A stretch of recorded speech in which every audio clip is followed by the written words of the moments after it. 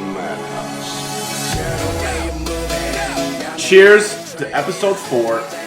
Cheers. Episode 4. Mango Syrah. Vodka.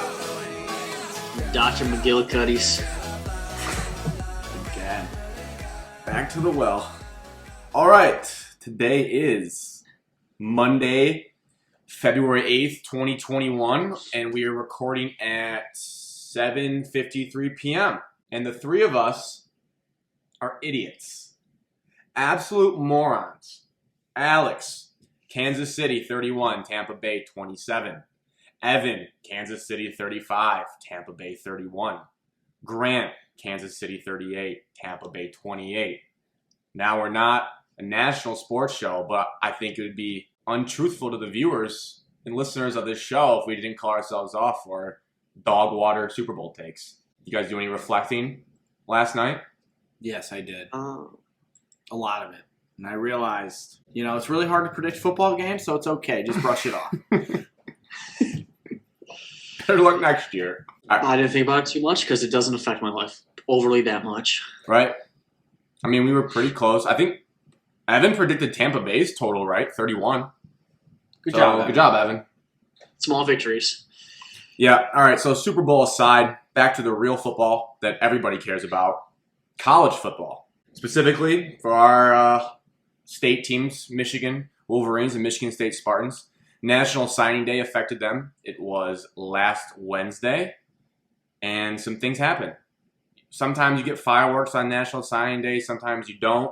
So we're not going to focus on just that day in particular. We're going to evaluate classes in their totality for both schools, which are both in different stages of their respective program building right now. I'll kick it to you guys first on this, and we can discuss Michigan State's class. You can touch on Michigan's class. It's a winding yellow brick road. You can take it wherever you want it. I'll just give a quick primer for all the fans that don't really know what happened. Prime me up. Michigan, number 10 ranked class according to 247. Michigan State. Yeah, where do you guys stand on that, by the way? You guys 247 guys or ESPN guys? 247 for me, personally. I'm at 247. Yeah, me I think too. ESPN has too much bias in it.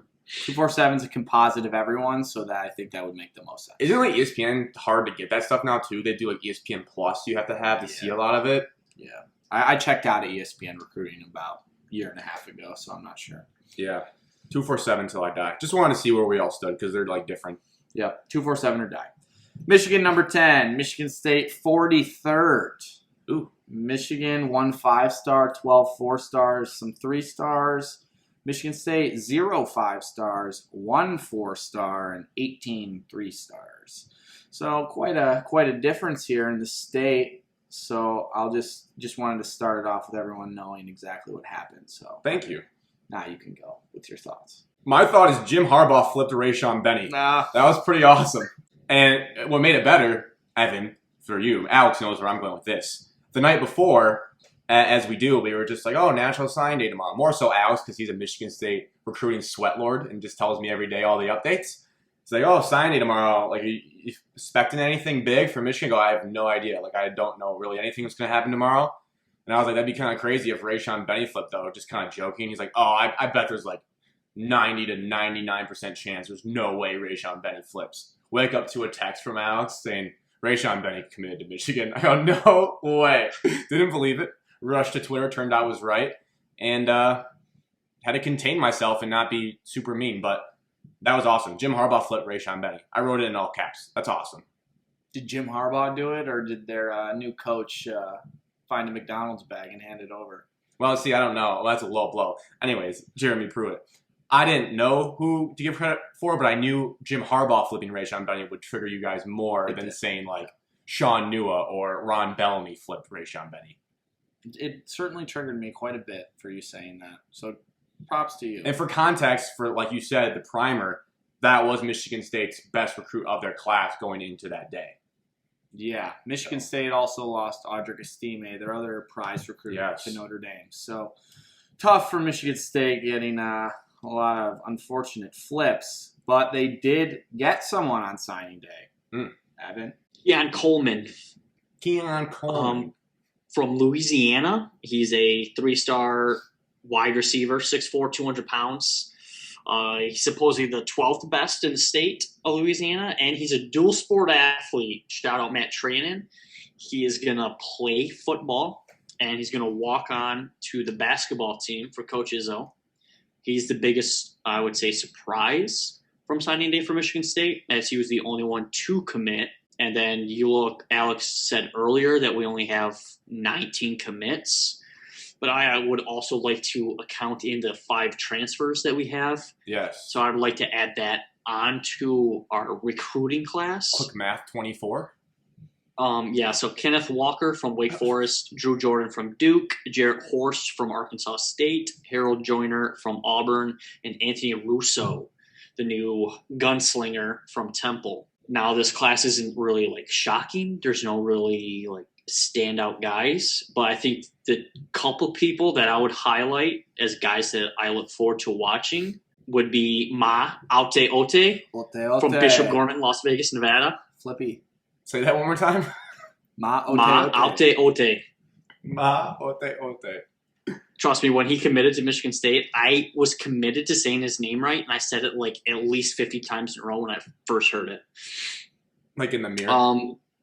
Gio Vandermark, who was, last month he was a 4-star, now he's a 3-star. The Michigan State bump.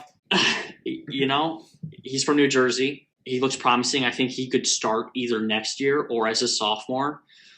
And then I think a hidden gem, I like Antonio Booth from DeMatha Catholic. He's a 6-foot corner, and DeMatha plays everywhere. It's a really good program, and I think his competition will translate well.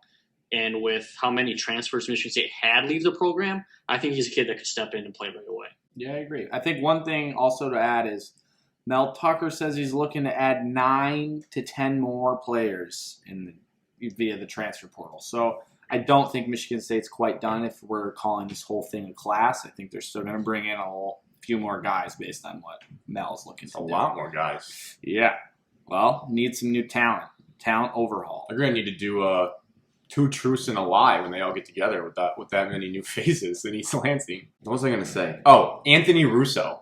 That name, when I hear it, just sounds like an Italian mobster that was out of the movie Goodfellas. Utamia, Anthony Russo, the gabagool, the meatballs, the mastacholi. I just feel like his family shot at the game is going to look like the mafia or something. Anthony Russo? I don't know. I think he's just a kid from Philly, Pennsylvania. And that's what he wants you to think. But maybe he has some mafia ties we're not aware of. It'd be cool. It'd be quite a side story. Give us something to chat about. He's tall, right? He's a gunslinger, as the kids say. Who calls him that? Everyone. Everybody calls him that. He leads Philadelphia in all-time passing yards, I'm pretty sure. Not Philadelphia, Temple. Excuse me. Jeez. Was recruited by Matt Rule. Print the champion T-shirts now. Yes. So I have to ask, since we're talking about recruits, you guys have any favorite prospects on your respective teams' lists that stands out to you? I can go real quick. You know what? Take your time. No, Take your I'll time. go really fast, as fast as I can. No, don't overlook. Just because they weren't ranked as high of a class doesn't mean we don't have to spend as much time on them. You're right. Charles Brantley from Florida. Talk to me about Charles. Yeah, by some recruiting websites, he's a 4-star, 247. He's a 3-star. I think based on Michigan State's lack of defensive back depth, I think he could easily be playing as soon as next year. I'm not sure if he was an early enrollee. I don't think so. Explain to me you're a Mel Kiper. Big hands, dynamic motor. Tall. Great ball skills. Tall corner, physical corner with great ball skills. Also played receiver a little bit on offense. First in, last out kind of guy. So he should be an impact player for the Spartans at defensive back. Losing Rayshon Benny hurts a lot. Yeah. I just think I should say that. Jim Harbaugh flipped him. Yes. Jimmy. Coach Harbaugh to you. No. Coach Harbaugh to me. All right, is that you were going to keep it quick? That's your only thoughts? You identified Charles Brantley? Ma Ote, I've already said him. He'll probably be needed pretty early on. We have no linebacker depth either. What about the 2, as a Michigan fan, the people that I saw that came through your class, the 2 transfer running backs? If you had to guess which one would have a better immediate impact, and you can say overall career out of the 2, who would you pick just based on the highlight tapes I'm sure you guys have watched? I think Kenneth Walker will be the bell cow back. From Wake Forest? Yes. He's more of a 3-down back. Harold Joyner is more of an H-back, Charles Clay type of player. Charles Clay from Buffalo? Tulsa. Like tight end? Tulsa. Charles Yes. Clay, the Buffalo tight end. Buffalo Bills, yes. Went to Tulsa. Caught passes, ran the ball, did it all. Really? And He was like a running back? what they call like an H-back. Oh, yeah. So Dumb it down for me. I think Harold I'm familiar. Joyner will be to dumb it down for you as much as I can. I know what an H-back is. Pass catching back more than a 3-down carry the ball back. Okay. Connor Hayward, but better. Okay. I can visualize that. More athletic looking. Much more. Way more athletic. Not super hard to do. No. You look more athletic than Connor Hayward. No. Maybe. Max. He scored against Michigan. Which is a good caveat before I get into Michigan stuff is obviously the signing day and the recruiting doesn't really matter because in the rivalries, you could say Michigan has been winning the offseason since forever, but it doesn't really matter on the field all the time. Now, the last thing I'll say about the Rayshon Benny thing is gave me a Drake Harris flashback, and as we know, that Drake Harris flip didn't really end up meaning that much for Michigan or Michigan State because he didn't make a huge impact at Michigan, and so it wasn't the end of the world for State and didn't help Michigan as much as we thought. Do I think Rayshon Benny will be better for the program? Yes, but you don't know. And that also leads me into, another thought I had when comparing this class to past things and trying to protect myself from getting hurt again in Michigan recruiting because that's a classic Michigan story as old as time. You just get your hopes sky high in the offseason based on recruiting, and then they, typically over my lifespan, they don't pan out to what you thought. At least the really high ones don't. So we'll start with the guy, Donovan Edwards, the running back. Technically still a 4-star by 24/7 Sports. I like him. I'm a fan of him, but these two things that I wrote are going to keep me guarded until I see him play. Kareem Walker and Derek Green were both 5 stars for Michigan coming out. Who? Correct. Kareem Walker and Derek Green. Who? Not sure where they're at. Not sure what they're doing right now. They were both 5 stars. You're all Army All-American Bowl type players. Not sure they did really much for the University of Michigan. Did not look at their stats. I watched them play. They didn't really do anything. You can even go back to McGuffey if we want to go deep in the well of hyped up running backs who didn't do anything. The McGuffey. Oh, thank you. And on the flip side, the running backs who I would say stand out to you, Karan Higdon and Hassan Haskins were 3 stars. So really when the running back rankings come out, you just don't know what to expect in that position because for Michigan, the 3 stars have hit at a better clip than the 5 stars. But big picture, I would say overall, with the speculation that was around Harbaugh leaving, especially during the early signing period when the contract was not renewed yet, going into that day, which was, as they say in the Dodgeball movie, bold strategy, Con. Let's see if it pays off for him. Not, re-signing your coach as you're trying to get these kids to commit. And they lost some coaches. They lost defensive coordinator Don Brown. I had to bring in people. I would say overall it was a great recruiting performance given the circumstances. To land in the top 10 in the country and to lose that defensive talent that Michigan lost in the early signing period because they had multiple flips happen on the early signing period with defensive players, but got it back on National Signing Day by bringing in 3 D linemen who just quickly were 2 4-stars and a 3-star that they brought in a position of the team that they really need to replace because Carlo Kemp graduated. The guy, Luigi like Villani, didn't play a ton, but he transferred out. So they bring back Chris Hinton, who's good, but they're going to need those 3 D linemen. They have a chance to play, and that's probably what helped sell them. As we alluded to, I'm not really sure who deserves the most credit for these recent signings. Some could argue that Bellamy may have helped. Ron Bellamy, the recent hire from West Bloomfield, helped with the Rayshon Benny hiring. Didn't coach him, but is familiar with the Michigan high schools and has a great reputation in the state of Michigan. Sean Nua, who was under the gun on early signing period, our defensive line coach, not our, like Alex said, Michigan's defensive line coach. People didn't even know if he was going to come back. He ended up coming back, and he got 3 defensive linemen to come to Michigan. Or also, you don't know what role the new co-defensive coordinator, Maurice Linguist, played. He's specialties in the Big 12 region of the country in Texas, and he's already been grinding on getting 2022 recruits. Maurice Linguini, but I'm not sure what he did. Most excited for, like I've been talking about, the players he highlighted. Mine are obvious. I would say J.J. McCarthy. It starts and ends with him. The whole time Harbaugh's been there, he's found his quarterback with Brandon Peters. We've lived this. McCaffrey, we've lived this. It just hasn't happened. Joe Milton, we lived this. The first recruit by Harbaugh to start. Everyone saw him in Minnesota. Looked great. Didn't turn out the rest of the season that great.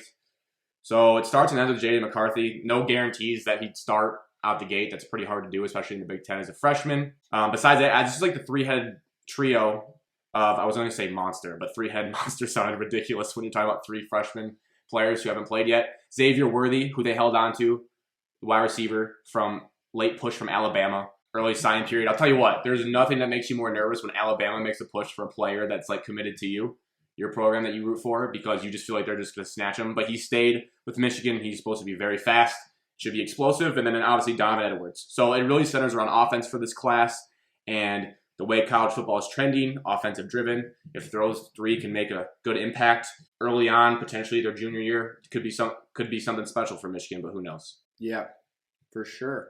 Also, I think it's important to notice Jake Rudock has probably been the best quarterback in Michigan's under Jim Harbaugh. So as long as McCarthy can get to Jake Rudock's level, 8-4 looks obtainable. I would say, I know it's kind of a troll, but you're kind of serious because you like Jake Rudock. I do. I really do. You said, what did you say, the quote, like he was the only quarterback he really feared at Michigan? I didn't fear him, but or like we're he managed to play the game against? well and didn't turn it over a million times versus the other gunslingers, as the children say. I would say it was a good reset this year for Michigan fans after watching Milton play and the QB struggles through injuries. That we probably took Shea Patterson a little bit for granted. Like he wasn't great, but obviously he could get you to 10 wins and get you in that game against Ohio State to see what happens. And again, another big picture of this whole conversation is does it really matter when Ohio State and Alabama and Clemson are still pumping out, and even Georgia are pumping out all-time recruiting classes? Like basically, it's like cool to see Michigan top 10 in the country, but then you look at the Big Ten rank and you're always second behind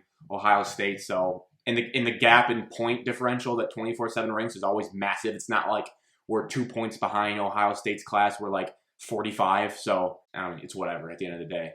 I think this year was especially tough for other teams to get in on the recruiting better than the standard Alabama, Clemson, just because no in-home visits, none of that, you can't travel. So I think that really hindered the smaller programs that are trying to sell their campus, and definitely hurts Michigan State. Coach didn't get hired till the end of February. So with everything, all the circumstances, I think both teams can be okay with their recruiting class. Michigan, I think they should be excited about their recruiting class, but I am.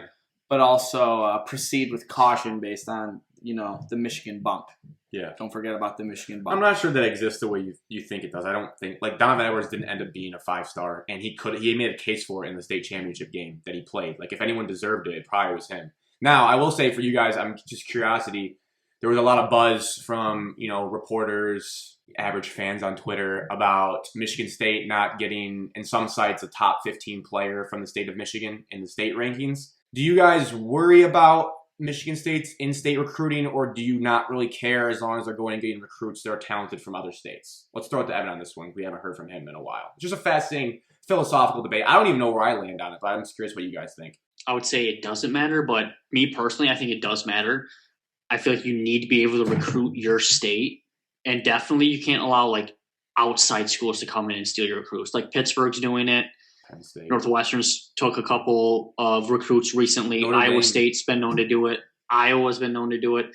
So I feel like is it hard for Mel Tucker to get that relationship with the high school coaches right away? Yes. But I feel like going forward, I would like us to I wouldn't say dominate, but get a handful of guys from the top 20, top 15 in the state of Michigan, keep them home.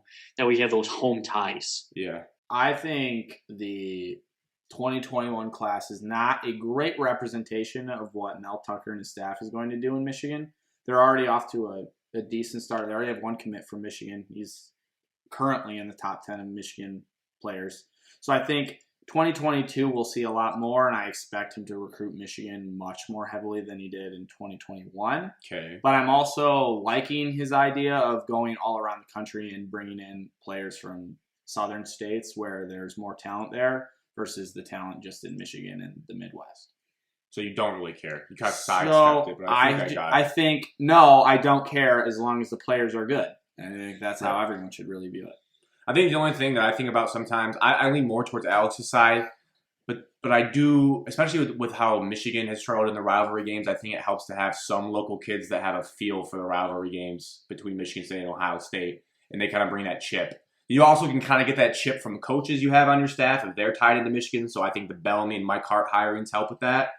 But more for Michigan. They got to excel in rivalry games going forward. So I think it helps. But I think it ties a bow on recruiting. We'll stay in college football because the Big Ten released the schedules for all the teams last week. Alex nods right like he may have forgotten about that topic. So maybe we'll see what he thinks. Evan, I would say you're the biggest schedule guy in the podcast. I think I saw the text first from you when it was released. What were your initial thoughts on the Big Ten schedule? I'm glad they started moving games around so we don't have to play multiple games at opponents. For example, Michigan State doesn't have to play at Michigan for 3 years in a row. They changed that game, so now it's in Spartan Stadium, and they moved a couple other games around, and they changed some dates throughout the Big Ten schedule. That way it would fit. One thing I would do like about Michigan State's schedule that the entire Big Ten did is they reintroduced the rivalry weekend. So like the last game of the year, if Michigan State's, it's the trophy game against Penn State. The land grant, baby. Most beautiful trophy. The ugliest trophy in the college football. I would say that was one of the biggest ones. And then more meaningful games later on in the season for, I would say, like the East Division.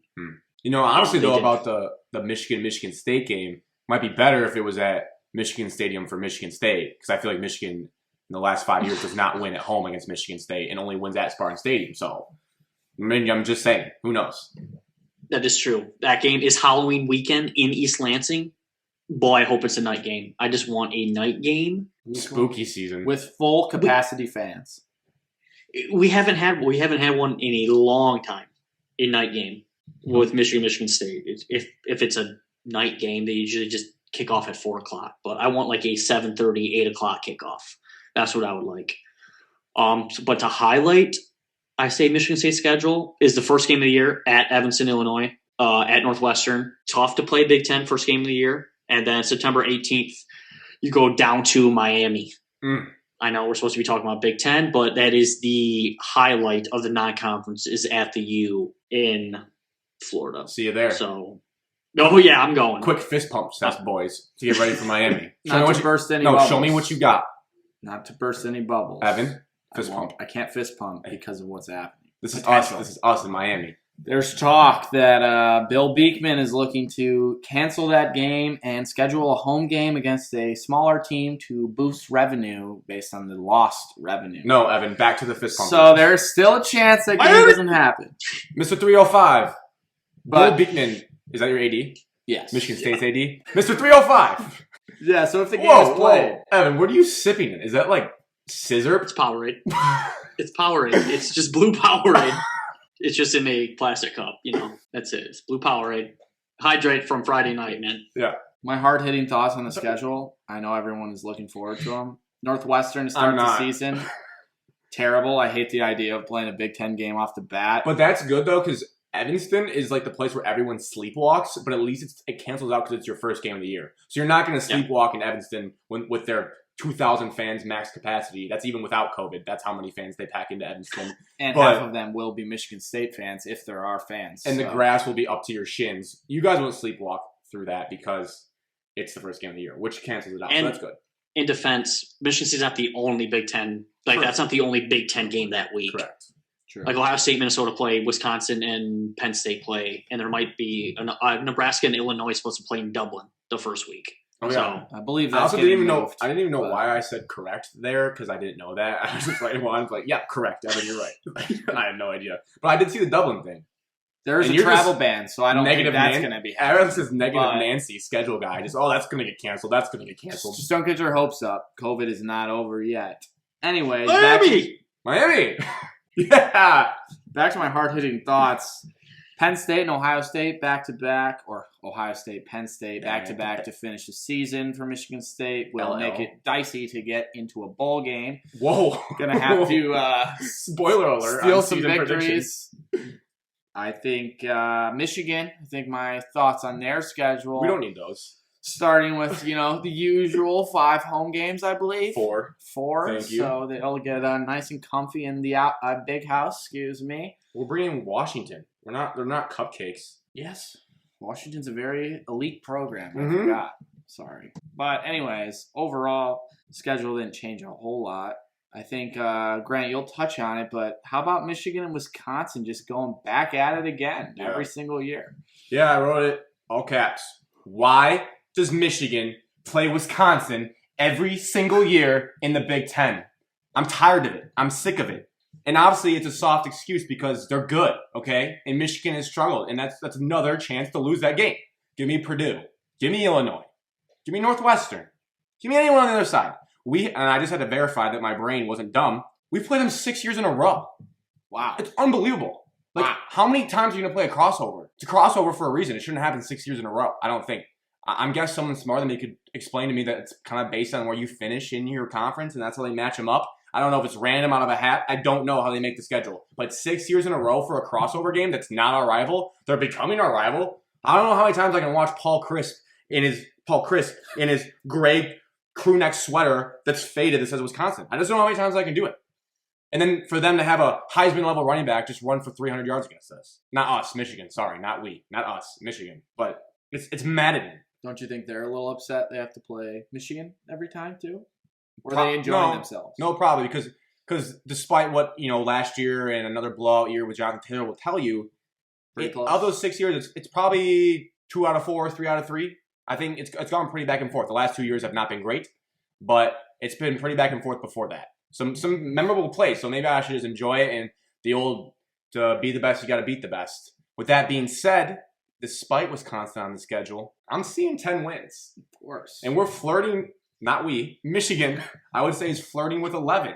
I'm looking at the schedule up and down, side to side, left and right, diagonally. I see 10 wins. And easy, I wrote easy 10 wins. Really? Yeah, like slam dunk 10 wins. So despite all your chatter on going into the season with not as high expectations on the recruiting class and all that, Grant Anschutz is fully drinking the Kool-Aid again and predicting a great season for Michigan football, like he does every single year. Well, don't get it twisted here. I don't think Kool-Aid is 10 wins, and I don't think that's a great season. That's a baseline. I just want to remind you, until you can win the big games, and specifically the big game, I'm sure you're not going to sit here full of smiles every single time we talk about Michigan football. In the offseason, I'm full of hope. Well, and the big games is different than the big game. The big games, Michigan has proven they can win under Jim Harbaugh. The big game, they have not won. So 10 wins, you can still lose 2 or 3 games with 10 wins, depending on how the bowl game goes. 11 is like, that Ohio State game is going to mean something. And I can see it. Now, again, depends on who plays quarterback. It really does. Mm-hmm. But I see that schedule, assuming what I think is going to be the starting lineup, I see 10 wins. Michigan football winning the offseason again. Yes. No foreign trips to Europe this season because of COVID bans, but winning the offseason. No satellite camps. We've moved on from that. No treehouses. Not we. Michigan has moved on from that. We need a we counter on this show. We. Anything else on the schedule? Wisconsin plays Notre Dame. Ohio State plays Oregon. Cool games. It's kind of outside shot of Michigan sports brand, but Wisconsin, Notre Dame, that piqued my interest. Yeah. Central and Western have anybody big on the schedule this year? Each other. Right. What a great time. We should do a live pod from that tailgate. Let's go to the Western side. It'll probably be on a Thursday. That would be a mess to have a hot... It'll be at Ford Field. Last year was supposed to be at Ford Field, so this year it might be at Ford Field. To have a hot mic at that tailgate, oh my goodness. It would be great. We should get some great drops. Yeah. All right. Future scheduling, breaking news, future scheduling. Michigan scheduled a home-and-home with Oklahoma. Wow. 2025, 2026. This is breaking news. Saw that this afternoon, I'm jazzed. Western Michigan does have a tough schedule. All right. At Michigan. At Pitt. San Jose State. I mean, they're getting after it. All right, last college football topic. Most exciting college football topic. I mean, look at Evan's reaction to that. EA Sports is bringing back college football. For the logistics of this, I'll toss it to Evan because I didn't see much of all the tweets. Alex, you can hop in too. But what can people expect from this game being back? Should we pump the brakes on it, or is it like full steam ahead? I think Alex, you should go first because you're the Debbie Downer right now, so you can pump the brakes on it. Well, I know. Just gonna backtrack to the last topic for just a brief moment. We were talking about schedules. Western schedule. Central Michigan heads to LSU in the second game of the season. I mean, what a battle for the Chippewas. Oh my gosh. But back to college football. I think you should pump the brakes a little bit for a couple reasons. Number one, It's called EA Sports College Football, not NCAA 2022 or whatever it's going to be. I'll be like the common fan. Is that not just semantics, Alex? Explain to me It's like I'm more five. than semantics. So the EA Sports golf game did not have all the rights to the courses, and so they didn't call it PGA. Just like now, it sounds like this EA Sports college football game may not have NCAA's permission. What? So there could be no affiliations to bowl games. They could be playing in the Alligator Bowl. What? So, I mean, I just think you should pump the brakes. Also, it's not going to be coming out in the summer like people were hoping. It's realistically not going to come out until 2022. So What? year and a half from now, which is quite a while if you're really geeked up about it. And then lastly, I think you should be still excited because college football video games are back and everyone loves them, so get a little bit excited. Take my money. Something you can look forward to is since this game's not going to get released right away, if the NCAA figures out its stuff, highly unlikely, if they figure out their stuff with name, image, and likeness, then the NCAA ties can go into the video game. So we all Yes. have the video game that we love. There's that ray of sunshine we needed. Now, another question, what do we want to see in the video game? Now I was scrolling through the deep web, Twitter. The dark The Wow, dark everything- whoa. The dark web? It said the deep web. The darkest Twitter. web. That's what it Not to was. be confused with the dark web where shady things happen. So you were in the Evan also has an account there. were you in Yeah, I the do. Tom Izzo should be fired deep web, that area of the web? Yeah. No, that's Actually, these were better fans. That's Better fans surface on this level. side. Better tweets on this side. yeah. Got it. So what I want to see in the video game, and I have a whole list. For Santa I Claus. would like to see transfer portal Yeah. needs to be added into it. Kenneth The Walker. hiring baby. and firing of your own offensive defensive coordinators. In NCAA Yeah. Football 14, didn't have that. Hmm. I would like to also hiring and firing of other members of the staff. I would like them to reintroduce college game day broadcasts like into the video game. They used to Yes. have like the Good college game line. day set Yes. before the football games. Yes. Definitely. Since now college football is like the second tier to NFL, maybe they can add Fox and a CBS broadcast with college game day. Wow. Oh, dude, remember NCAA Basketball 10 had that? That was awesome. Oh, it was great. You could choose to play on CBS or ESPN. Phenomenal. Yes. That would be a great thing to add to the game. FCS schools. I'm tired of seeing FCS Midwest playing Alabama first Yeah. week of the season. Yeah. Great point. Let me see. Wait, you don't have to add all of them, but add like the big powerhouses. All of I them. would like to see them add the Senior Bowl as like an invite for the Yeah, seniors to well. play. You could either play in it for like draft eligibility. That way you could transfer that draft class over to Madden. Well, you could do that anyways. That's a Okay. guarantee. No, but the seniors, they're no fun. Obviously, the college football playoff It's not- has to be in it. Yeah. No, well, yeah. it no, has- no playoff in the new game, obviously, because we're getting rid of that. No, it has to be. Sarcasm. I like it. Technically, Yeah. college football playoff isn't involved with the NCAA. It was made by the Power 5 schools, so it could still be in the video game. Yeah. No, I think it will be. Even Has without to be. NCAA approval, It will be has in to there. be. It has to be. It'll be there. Has to be. Maybe they'll give you an 18 playoff option as well. No, now you're talking. Love it. Okay, here's another throwback. Bring back the college classic games Oh. where you had the ability to go in there and try to replay them or recreate the moment. Yeah. I like those. Grant's not a live in the past guy, even though he's a Michigan fan, so Michigan fans don't live in the past. What are you talking about? My favorite memory was playing that game and then being Colorado trying to throw the Hail Mary versus Michigan.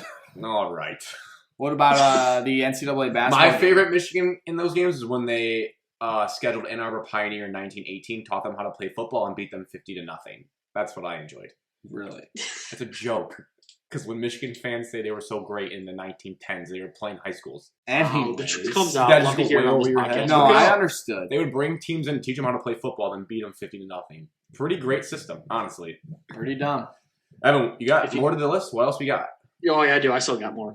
Keep going, because I don't I think like you them really to add more recruiting tactics because NCAA Football 14 was kind of down, but now McDonald's since bags. 2014, recruiting has gone to the top. You would we just pay talked for about it this. for about 30 minutes. So I'd like them to add more recruiting tactics to the video game. An actual like Heisman ceremony where you actually can like see the like who's in it. I can Because go with otherwise, 2014, it just like popped it up on the screen like who won the Heisman. Yeah, true. Like a little cutscene would be nice. that. Yeah. Yes. If you go way back, if this was either probably NCAA 06 or 05, you could do your Heisman run and like you were like inside the dorm room and you had to take like classes. You had to study I do remember that. and like remember that. watch film. Is that the Yeah. Reggie Bush game? I'm pretty sure. I would like to see. No, I only have 2 more left. I'd like to see athletic director roles played into the game, Bill and Diekman. people would be like, "Why would athletic directors want to be in the game?" It's like having like the GM or owner mode in Madden, where it's a different tactics. Like, does your AD support funding for more athletic facilities? Do they want transfers? Who do they want on their team?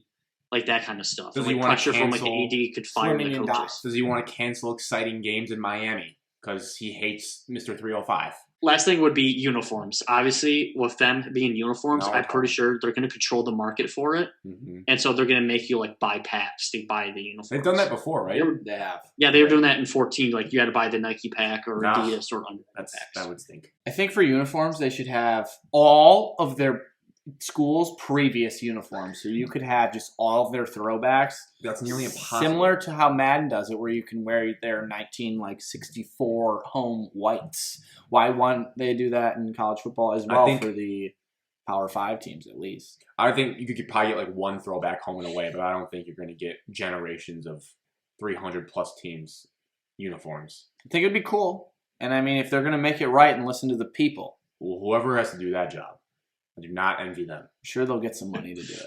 Do you guys think I wrote down NCAA 14 Ultimate Team was up there with like a time when I was most addicted to a video game? And it got me thinking like every guy has like that phase where you're just absolutely sucked into a video game. Did you guys relate to that feeling? I think you guys did. I remember us 3 playing it. But like what were other video games where you just were absolutely sucked into them and it was like a full-on addiction? For video games, just any video game? Yeah, we'll go Ultimate Team first because I remember that was like I was fully addicted to that game during that time. Ultimate Team I was obsessed with, 1. 2, another thing I think the game should have, connected franchise, like Dynasty, where you can play with your friends and it's all connected online. I think they do that in Madden now. I would love to dust you guys. But that would be great to just have the Cadmus household. I'm sure, Evan, you want to touch on that.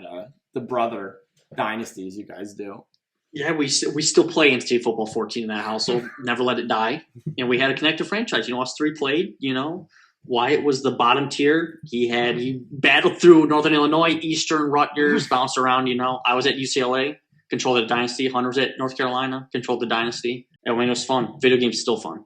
Was it just me or an Ultimate Team? I was like addicted to the auctions and not even the gameplay. Like I would just spend hours on like what cards I wanted in the auctions. And it was kind of pathetic because I wasn't even using the cards to play on the field. It was always like I just want to see what like throwback guy I can get for this price in the auction.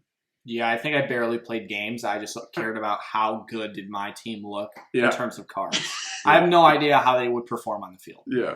For overall game success, I wrote the success of this game is going to hinge on, to use the fancy term I saw a bunch of sweat lords on Twitter using, not having the Madden engine, Mm-hmm. you know, Yeah. whatever the engine is. I didn't realize that video games were a car, but we can't have the Madden gameplay in the new game. Because NCAA 14, honestly, if they just reloaded the NCAA 14 the way that game plays, I would like it. Because I think it was the most true with like cutting and passing. Well, true.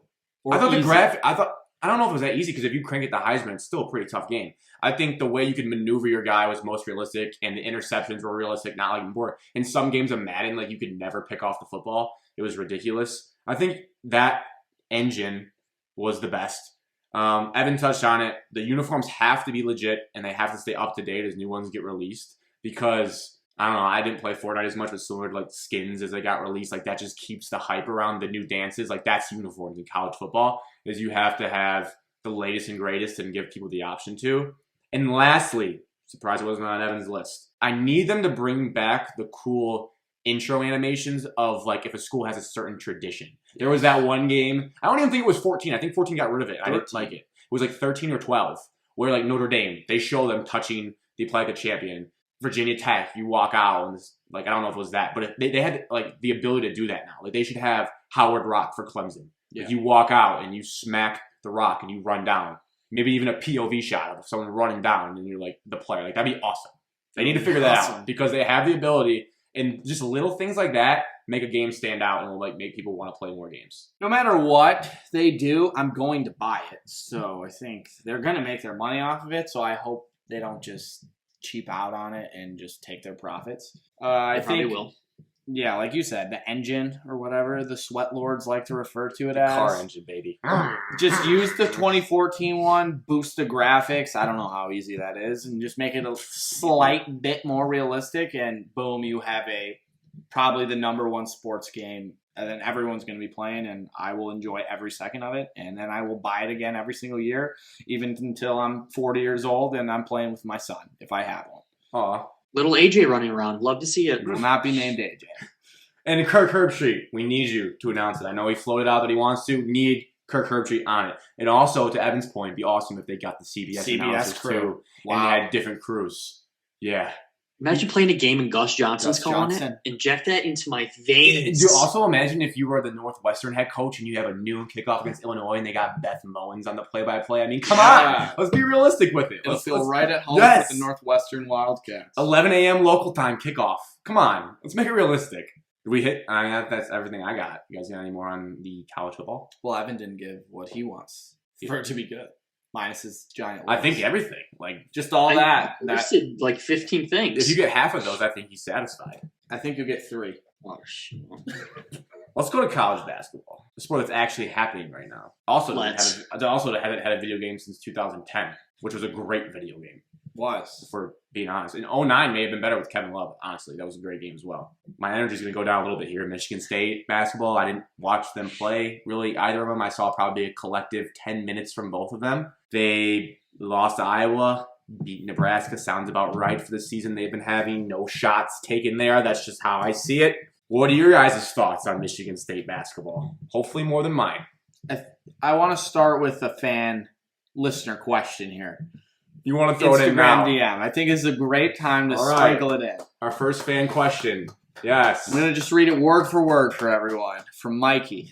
From Mikey in Southeast Michigan. Southeast Michigan. Mikey. In quotes, hot take. Okay. If Michigan State finishes the year 500 or worse, is the Amani Bates dream in jeopardy? Wow. Basically referring, he is a Michigan fan.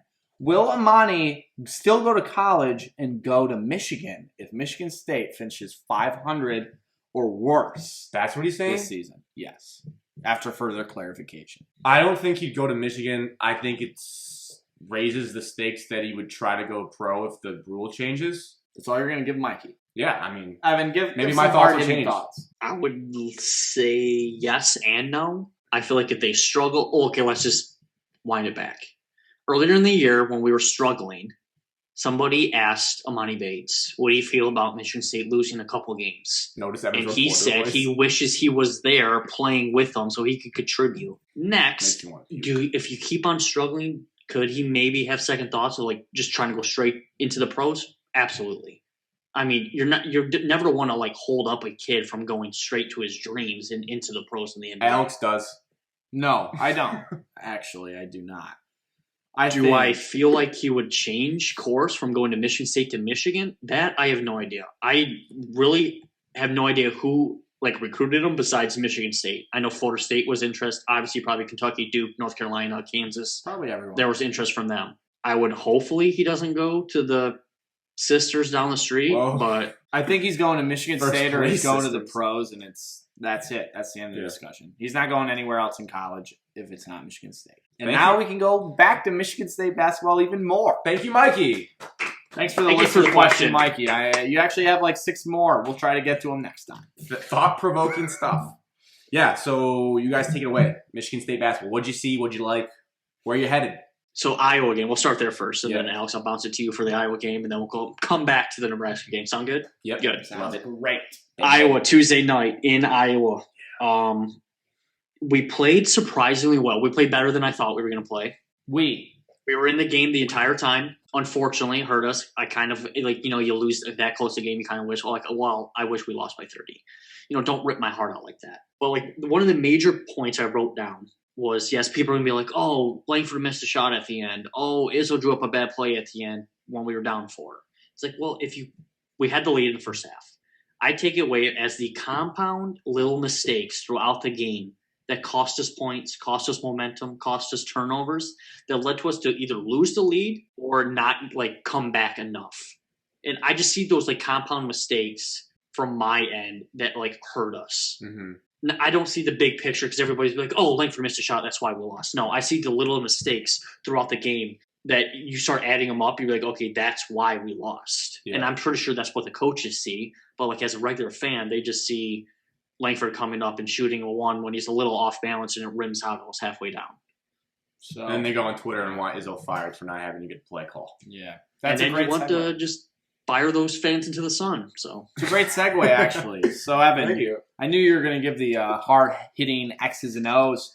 So I'm going to give my perspective from Twitter of what I read after the game. God. I just went to Michigan State, Iowa, and I just refreshed, and I just read probably 100 tweets. I'd say. Just read them out loud to Grant. And so this is my take from the game based on what they said. Michigan State was mugging Luka Garza, and it was just unbelievable how many times they got away with it. That's from the Iowa perspective, from John, from his cornfield. Now, Michigan State side, Iowa, they were mugging Michigan State down low every single time, and they just couldn't get a shot off, and it was just ridiculous. Overall, based on what I've seen from Twitter, the refs in that game must have been just atrocious. It was not even making the game fair. But my actual thoughts, Iowa's probably a better team. Michigan State's proving that they're not a great shooting team. They flashed in the first half. I think that was a flash in the pan, as they would say. That's just not going to happen. It's not consistent.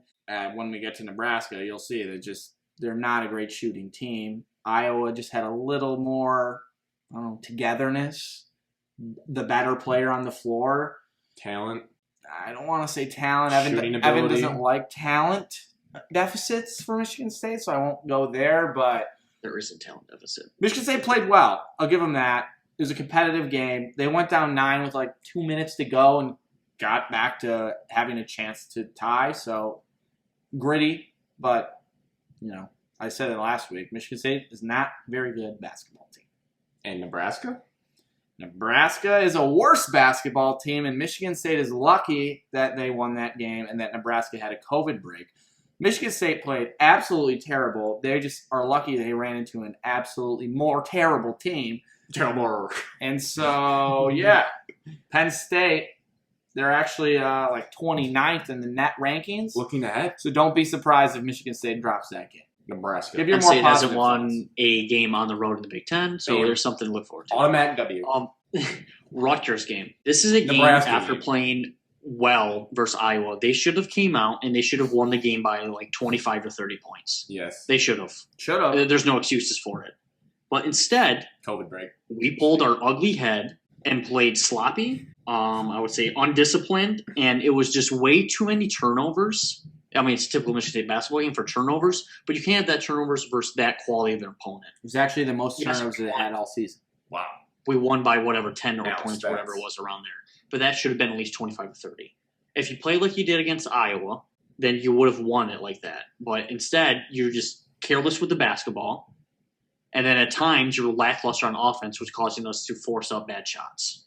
Just circles back to this team is very, very inconsistent and just lacks leadership and scores. So, big picture then, what does MSU need to do to get into the tournament? And what are their odds as you see them, like we touched on last week?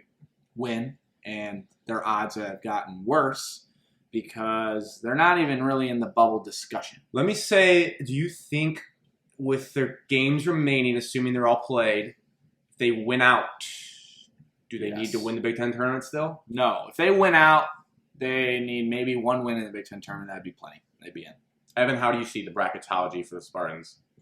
I feel like nothing's changed from like the last time we talked. I would still give it like 49, 51%, 50-50 of us getting in. Because like there's still winnable games on the schedule. And like, did we expect to win the Iowa? No. Did we expect to beat Nebraska? Yes. So like our schedule or our record still is like balanced. So nothing's changed there. Yeah.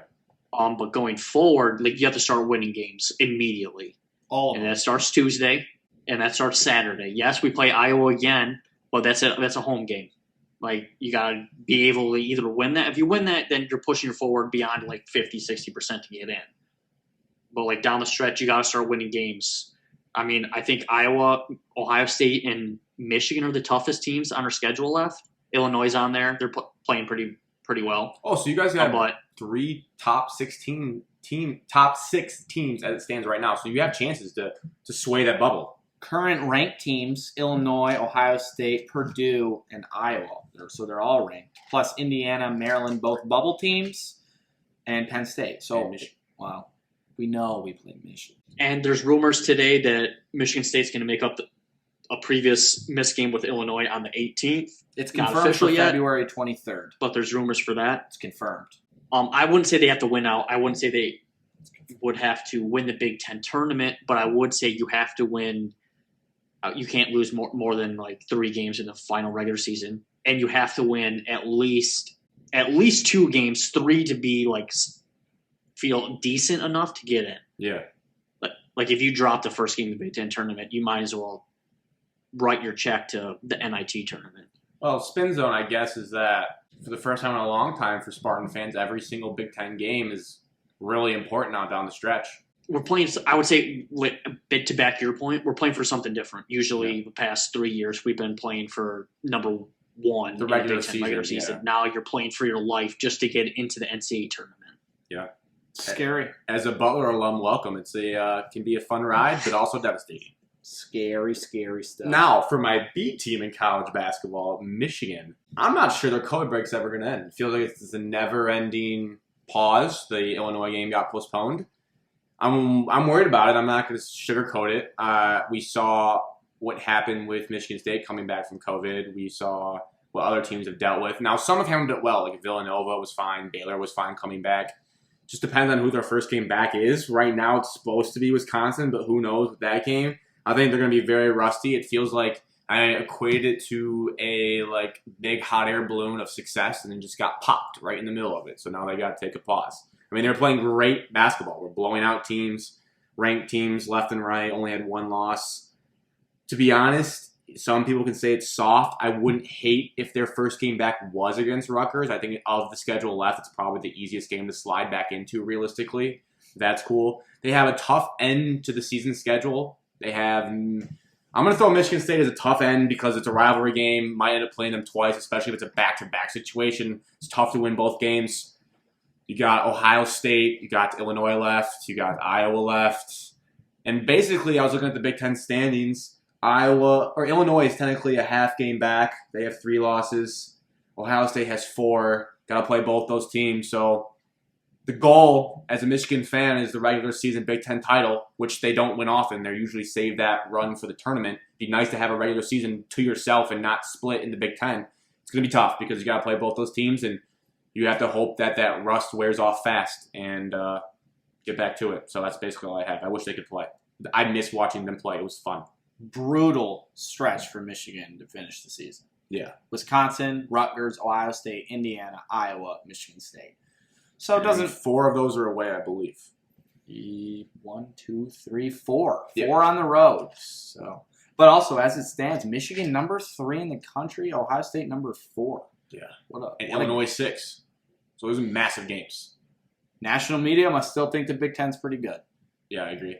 Let's rotate to the last college topic we have. More for you guys. Oh, I brought a cool hypothetical for this question. But do you guys know how to pronounce this guy's last name? Matt Ishbia?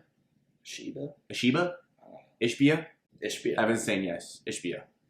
So he donated a boatload of money to Michigan State. Was an alum, right? Has to be an alum, I'm guessing. Yes. Alums typically do that. Walk-on basketball player. Walk-on basketball player. Evan, you tell us where that money is going so I don't spread inaccuracies. It's $32 million total. Sheesh. And he's a former, like Alex said, former walk-on basketball player, was part of the 2000 national championship team. He actually, I didn't know this, but he actually was how do they word it? A grad assistant or a grad student coach after he finished school. Nice. So he coached with Izzo also. So the big portion of this money is going to a brand new football facility that is behind the new football facility. Current one, which is pretty nice. I would say it was $20 million of the 32 is going to it, and then there's like $2 million for like a scholarship fund, $2 million for like athletes after like their sports are done to get them into like jobs. They also want to rename the court at the Breslin Center after Izzo. And since we're building this brand new football facility, there's not much room on campus, so they have to tear up some of the tennis courts, and they're rebuilding a new tennis court facility. Also, I think also one other thing: the current football facility will be for all athletes, and then the new football facility will be for obviously just football. They may not have said it, but does that include a new indoor practice field? I think everything is what it is. 'Cause it's pretty new. I've been in there once for a baseball camp in high school, and it was pretty new facilities. It was nice. I was impressed. Sounds like all new everything football wise, minus the stadium, obviously. being in there last semester, 2 semesters ago now, a year ago, they're saying how they want new lockers, new aquatic rehabilitation facilities for the football field, for the football team. They said new football offices, but they just redid some of the football offices. And from the pictures, you can find some renderings or pictures on Twitter, and it looks like the facility is ginormous enough to have a football practice field inside. But I haven't read if there's going to be a new practice facility. And then also they said they're going to add on to the now Scandalairs Football Center. I just have no idea where they're going to find the room because it is in the middle of a crosswalk. I have no idea where they're going to find this room. But I always said, walking past it today, I guess they can just build up, add a second story to it. Yeah. Or they can just get rid of the road and see you later to Case Hall. So Chestnut Road is no longer. So they could do that as well. So Izzo's going to join the rare company of potentially having a court named after him while he's still alive? Yes. Dick Vitale. Coach K has that, right? Yep. Yes. Yeah. Jim Boeheim has that. Wow. Makes sense. He's in that company. It's always a weird thing, I feel like. The head coach of football for Kansas State has that as well, Bill Snyder. Bill Snyder Field. It's a weird thing, because the guy's alive. Usually those are memoriams, but I don't know, it's cool. Do you know where Dick Vitale Court is? Yeah, I do. Let's see if Grant can guess. Ooh. Notre Dame?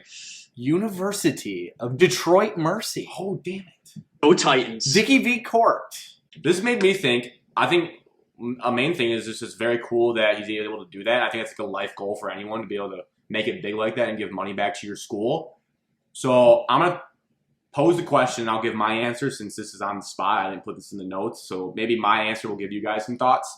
If you ever made it big, what would you guys buy for your school athletics-wise? It doesn't have to be athletics, but if you ever made it that kind of money, I wrote that I would buy a pyrotechnics fire machine for Hinkle Fieldhouse. So when the introductions were done, like with the old Pistons, fire shot out at the top of the scoreboard. I think that would be the coolest thing ever. Above the baskets. So it's number 3, Kamar Baldwin's psh, fire in Hinkle Fieldhouse. That would be incredible. That's what I would spend my millions on. That would be cool. I think if I'm a billionaire, I can just throw money.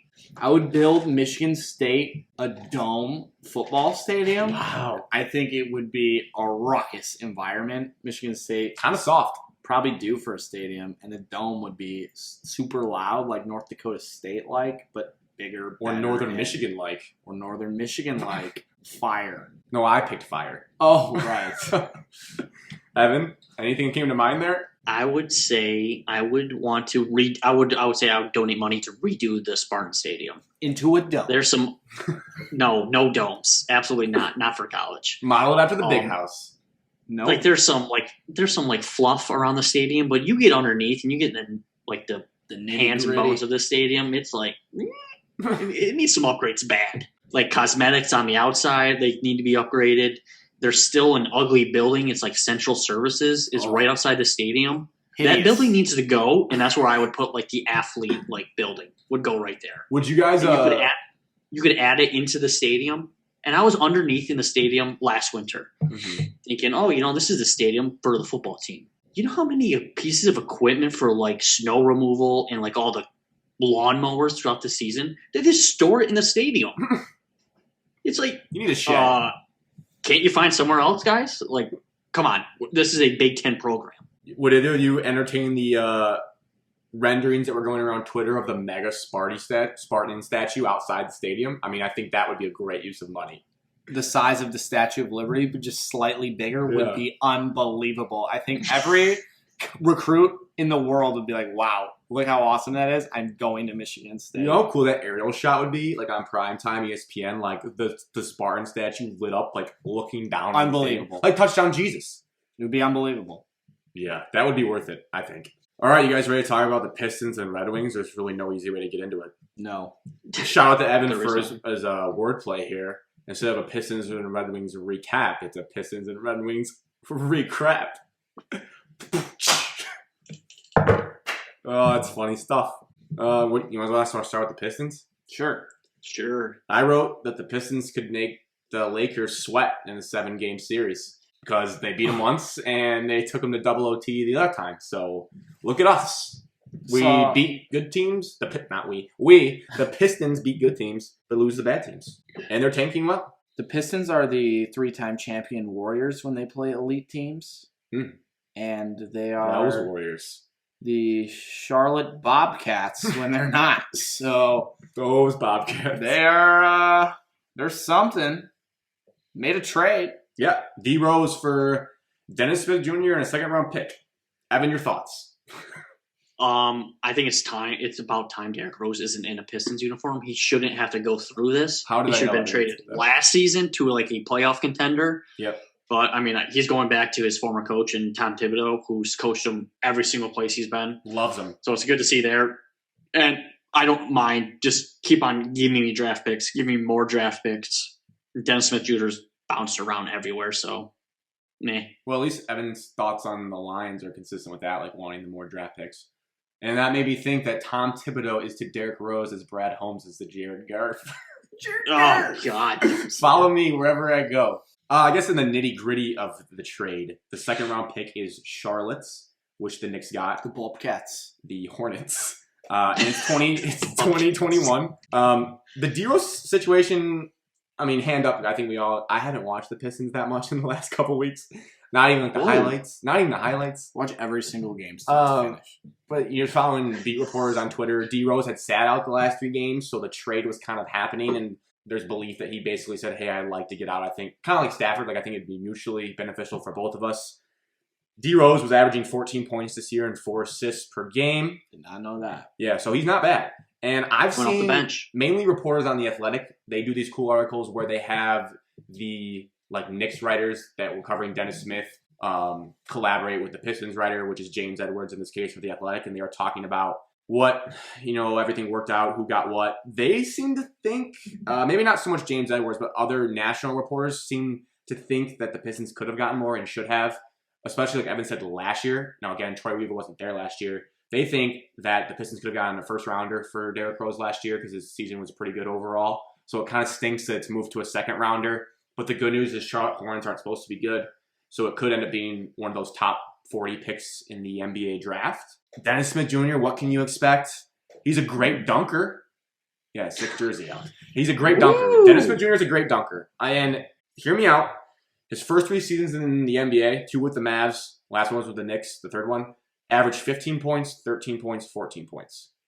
So in his seasons, he could replace what we have Derrick Rose now. But then last year he averaged 5 points, didn't start any games, and this year he's only averaged 3 and hasn't played that much. So he's been on the downward trend.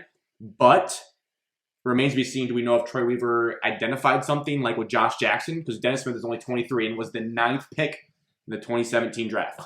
9th pick in the 2017 draft. He's 23 years old. Yeah, my age. There's some upside there. So it could be a Josh Jackson rehabilitation project, or it's just we really wanted that pick, so we took him and we'll get rid of him. He's going to get to play because now it's DeLon Wright and Dennis Smith Jr. until Killian Hayes comes back. So we'll see. And I would say if your name is Blake Griffin, Svi Mikhailuk, Wayne Ellington, DeLon Wright, could be traded at any point this year based on this move. I think Blake would have to play a little bit better for him to draw the price the Pistons probably want back. So I would say those 4 names might be on the chopping block. I would say blow it up. Trade everyone if you can. Stinks. Optimism, just looking in that 40th pick range based on mock drafts, because, kind of gets you excited. Could land you Kofi Coburn. Could land you John Petty from Bama, sharpshooter. You could get one of those Bama players. They're a great basketball team right now. So could land you a guy like that you could see playing in the NBA. big picture for the Pistons side, besides the trade, the season's a success if they end up drafting Jalen Suggs or Cade Cunningham. If they get in that range where they can get either of those guys, I'm kind of leaning more towards Cunningham at this point just because he's taller and can play shooting guard better. With Cunningham, Suggs is 6'4", Cunningham's like 6'8". We need a perimeter playmaker. And those guys fit the bill, and we could also use a skilled, lengthy big man at some point to be actually good.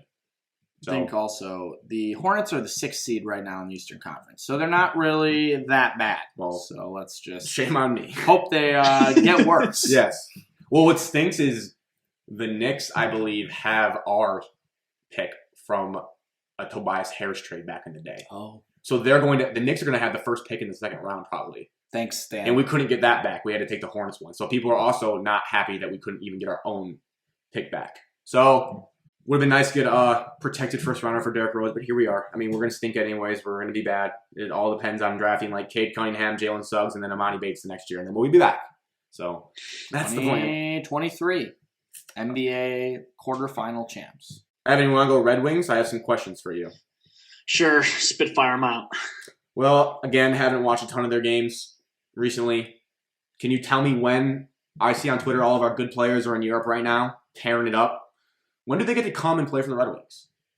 So, because of COVID and because of the shortened NHL season last year and because the minor leagues weren't really starting, the Red Wings loaned some of our good players overseas so they could play and get like hockey into their system to play actual meaningful games. Okay. But those contracts over there, we're not allowed to give them back until their season ends. That's how the loan agreement works. Now, we got some of them, but we didn't get all of them. So we won't expect to see them until those seasons over there finish. Okay. So relatively not anytime soon, maybe towards the end of the season. But at that point, it's a lost cause. It's a lost cause right now. And then I saw that news was Anthony Mantha, who is a promising player for the Red Wings, a younger guy, first-line guy, was a healthy scratch. And there was a clip going around on Twitter of him giving about 1% defensive effort against the Dallas Stars once. And a possession. Is there anything going on there, or is it just I don't know? Makes me nervous as an onlooker. There's always where there's smoke, there's fire. So I would say Blashill was sending a message towards Mantha saying, "Hey, your effort for him, Mantha being one of the most talented guys on the roster right now, he has to give effort every single night that he plays. And if he's not showing it, then that's how he's going to address it. So for him not playing he was a healthy scratch. He was trying to send a message to him, trying to send a message towards the team, saying if you're not going to give effort, you're not going to play. Now, does it help? No, we're still lacking talent all over the board. We won the other night, but it's not going to help in the long run. And lastly, you mentioned his name. Does head coach Blashill survive this year? Because I see a lot of people saying like he's kind of a stopgap coach right now, like a Ron Gardenhire type for the Tigers. Like when are they going to make the move to the sharp young guy or something for when they're good? But I don't know enough about the Red Wings right now to know, and I trust you to tell me. I would say he does last the season based off of Yzerman keeping him in the offseason. Yzerman could have cut ties with him in the offseason and just moved on. But we're in a rebuild. Just keep the coach you have. He has some positive things. It's not his fault with the roster that he was left. I think they're going to keep him. That way you don't have an in-season coaching change because we're not going to win anything this year. And plus, if you do fire Blashill, there's nobody on the staff currently that's deserving of the head coaching job based off of our team stats. So I think he'll last. It's an easier thing to do, and maybe in the offseason, you probably will see him move on. Just it's easier for Yzerman. It's easier for the front office. Thank goodness we have Evan for some well-thought-out, reasoned hockey takes. Great job. Without you, hey, if you want to get a good laugh at night and the Red Wings are on, just listen to Mickey Redmond just bash the Red Wings all night. Like when they were getting throttled by the Lightning the other night, he's just sitting there. Oh, good grief! Just goal after goal. He's like, God, nobody's giving effort out here. Oh no, it's hilarious to listen to him. Hopefully, he tells it how it is. Hopefully, he doesn't get burned out. Like, help me out.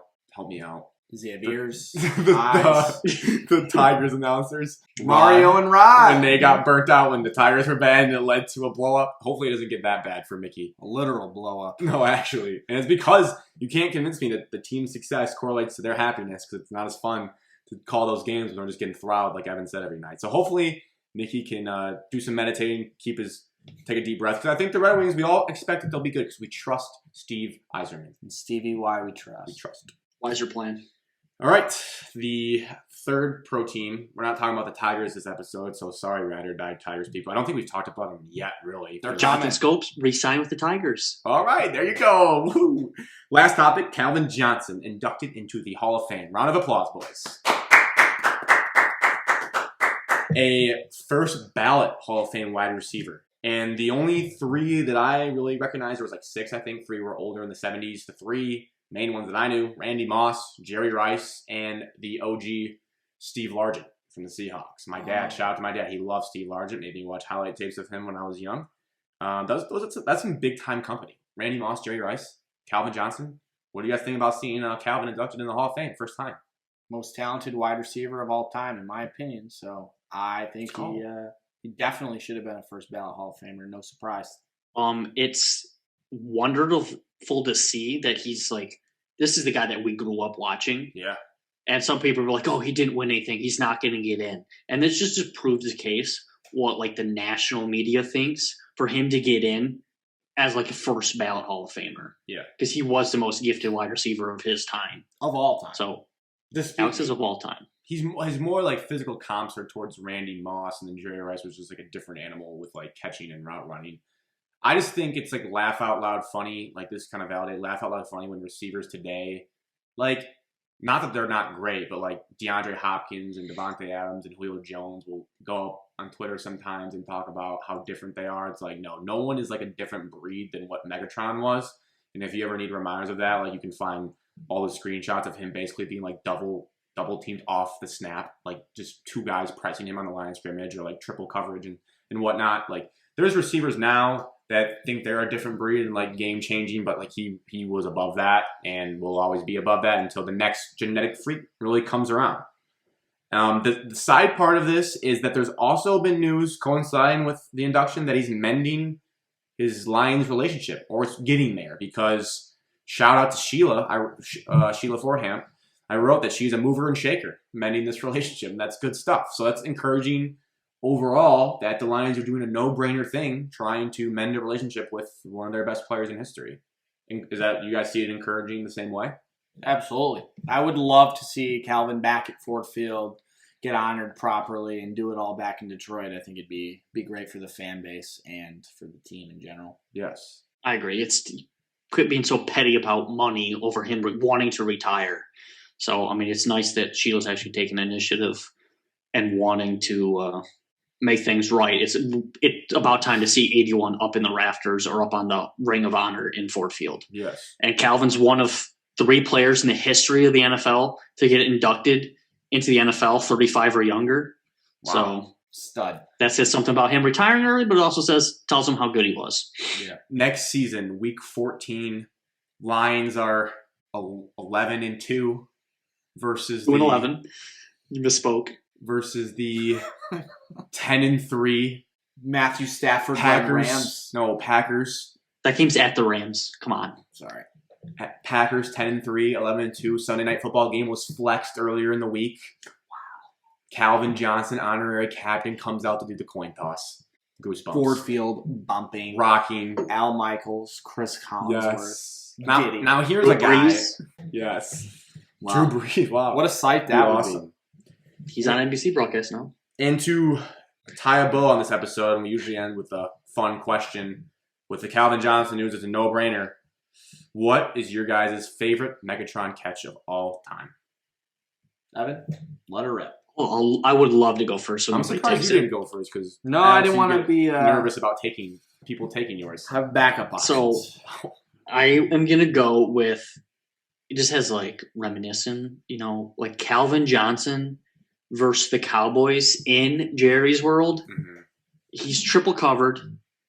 Matthew Stafford points to him and he just chucks it up. And obviously Calvin is just better than everybody. And so he high points the football and brings down a touchdown to get like the comeback aboard. Mm-hmm. But from that touchdown, it is just one of the most athletic things like anyone on the football field could do. But Joe Buck's call of that touchdown is probably one of the worst calls of all time.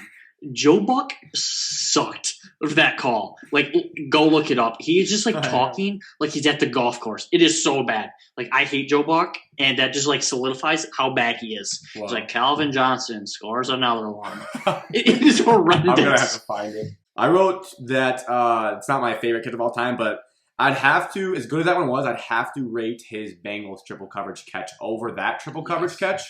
But watched it live. They both were incredible. Yeah, saw it live. My dad missed it. He was getting beers, came back down. I was like, oh, they scored. I was like, yeah, I don't know how to explain to you what happened there, but yeah, Calvin Johnson did something really cool. Alex, your favorite Calvin Johnson catch of all time? Was that your favorite? No. You don't want to go first? I can. Go ahead. All right. Lions, 4-0, Monday Night Football, 2011. Not the flashiest Calvin Johnson catch you'll ever see. Not the most powerful. Not the most swag. The most loud and hype in the moment. Ford Field was rocking. We had pink towels, waving them above our head. Breast Cancer Awareness Month. Started the second quarter, 3rd and 8 on our own 27. Stafford drops back, slings one deep downfield on like a post route. Calvin catches it in stride. Stiff arms number 31 of the Bears. Easily gallops into the end zone. You know, as only he could, the way he ran. And then, you know, that the Ford Field wall is like sneaky high. You just don't realize it when you watch this clip because he just leaps like in one smooth jump into the stands and people are patting him on the back. Place is rocking. It was like the first points of the game. And yeah, that just stands out. I was there. Not a big deal, but it was awesome. Not a big deal. Like I said, didn't moss anyone. Didn't do anything crazy. Just pure electricity in Ford Field. Take me back. Life was good then. Life was good. It's a good one. Mine's kind of similar. It's not super talked about catch, I would say, I guess. Lions, Packers, Thursday Night Football. He somewhat mossed Sam Shields. He's holding the ball up in his right hand, 2 feet in. It's just a swaggy catch. Like an ice cream cone. Beautiful catch. I just think it looks absolutely awesome. And I thought it was cool. We lost the game on a later Hail Mary, but happens, you know. Thought they were going to do that back and forth lateral stuff. This is about Calvin. But that was an awesome catch. He had a lot of them. Honorable mention, I think, is Eagles' Thanksgiving game was awesome. That was an all-timer. That was like the best Thanksgiving to be a Lions fan. I think he had 3 that day. And there was like that smoke in Ford Field from like the halftime show. It looked awesome when they were throwing touchdowns. Yeah. That was cool. I mean, he had a ton, but there's a lot. I'm not sure we'll ever have another Calvin Johnson-esque receiver. Just go to YouTube and type in best Calvin Johnson catches, and you'll go down that rabbit hole. Don't forget the one, if you do that, if it's only NFL, his one at Georgia Tech, which is one of the best catches of all time. Like running across the middle, reaching back with one hand, snagging it. That's an all-time catch. It's the only reason the Lions drafted him. It's like in 360 HD back in the day. It's hard to see, but it's great. All right. Well, that wraps up show number 4 for us. Our usuals, follow us, our social accounts. Twitter and Instagram are both at ShotOfMS.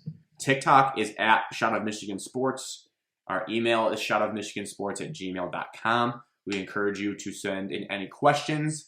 Follow after Mikey from Southeast Michigan. Get the boys thinking. Get our brains churning. How can you listen to this show? Very important. Apple Podcasts, Spotify, YouTube. Based on those platforms, we'd really appreciate any reviews you could leave us, assuming they're 5 stars. Please don't trash us unless you want to, I guess. I don't know if it hurts us in the rankings or not. Subscribe on whatever ones you can subscribe on, and please send any likes our ways, both on those platforms and also the social accounts.